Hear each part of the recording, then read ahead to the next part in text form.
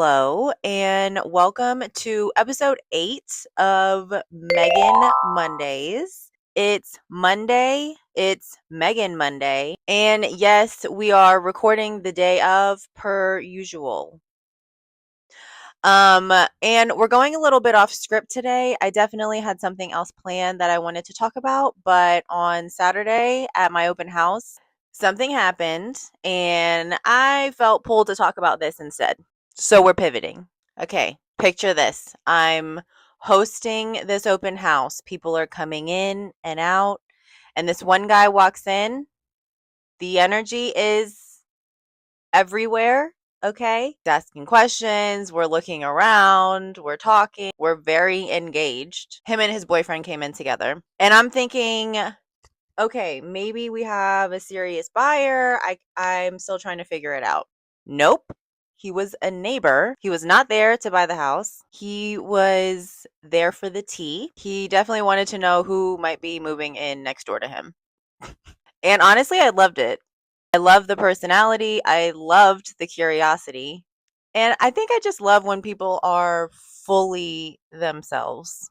So we're talking and then he asked me something that I was least expecting. He looks at me and he goes, "What makes you happy?" It's not the question I'm expecting to get at an open house. It's not how long has it been on the market? It's not what's the HOA? It's not what's the seller's bottom line? Any of those questions. What makes you happy? So I answered him and I told him what makes me happy.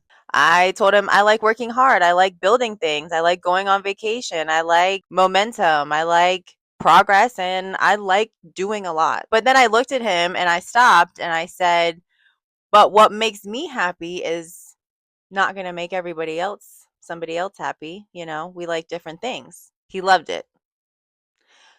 So that's what we're talking about today. Here's the problem. Most people don't actually know what makes them happy. They know what looks good, they know what sounds good, and they know what other people say should make them happy, but they don't know their version. We try and copy and paste happiness, but it doesn't work that way. We think things like, when I buy the house, I'll be happy. When I achieve this goal, when I lose the weight, I'll be happy. When I make more money, I'll be happy. But those are milestones, right? That's not happiness. It's relief, validation. Happiness is a lot more personal than that. Another thing to remember is what makes me happy might not make you happy. I like full days, busy calendars, projects, pressure, growth. And honestly, I like being a little bit overwhelmed, but like in a productive way, if you know what I mean. Some people definitely are going to hear that and say, God, that sounds miserable. And that's fine because happiness has to match your wiring. Some people are happy with slow mornings, quiet routines, predictability. Neither one is better than the other, but the problem happens when you try and live somebody else's version. If you're wired for peace and choosing chaos because it looks impressive, you're gonna burn out. And if you're wired for ambition and trying to shrink yourself into calm because it's trendy, you're gonna feel stuck. You cannot outsource your definition. And here's the even bigger issue. We depend on outside factors to lift us up. We wait for the text back, the contract signed, the validation, the compliment, and then we wonder why our happiness feels unstable. Because it is. If your happiness depends on things you can't control, your emotional stability is rented space. Okay? You don't own it. You don't own it that way. You have to build things into your life regardless of what is happening around you. Sorry, my phone is going off crazy.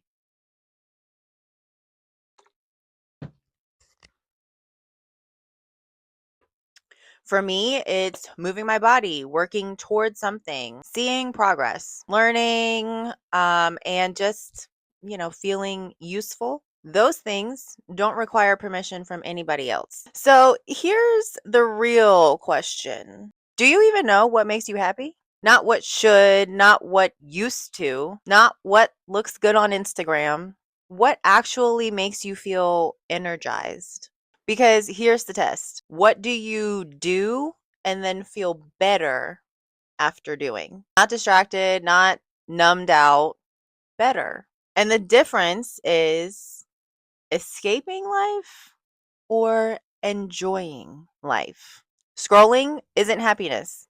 Shopping isn't happiness. Gossiping isn't happiness. Sometimes those things are just fillers. Happiness usually leaves you feeling grounded, proud, not empty. Another thing no one talks about, your version of happiness evolves. What made you happy at 22 is not going to make you happy at 32. What made you happy before growth might not even fit after growth. And that's okay. But you have to reassess.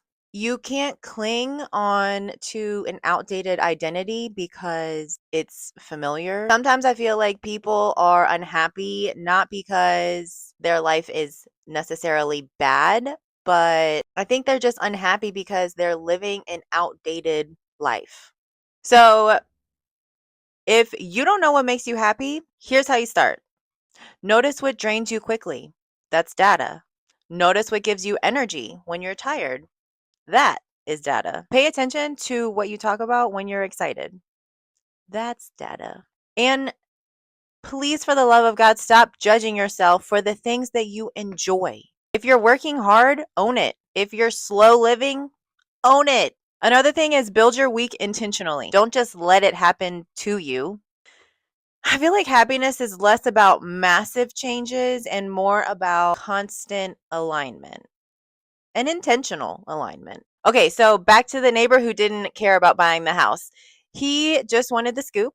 But that question, what makes you happy? That was rare because I feel like most people don't ask questions like that. And I also feel like most people can't answer it without defaulting to something external. When I told him that I like to work hard and build things, he lit up. Not because he agreed, but because I owned it.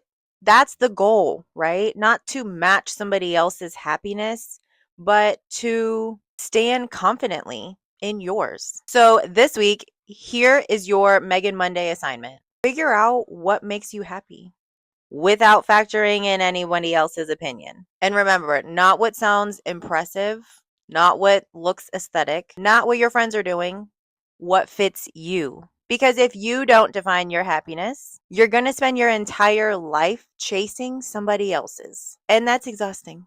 So happy Megan Monday. This was episode 8. And now I think we should all go build the life that actually feels good. I love you, and I'll see you next week.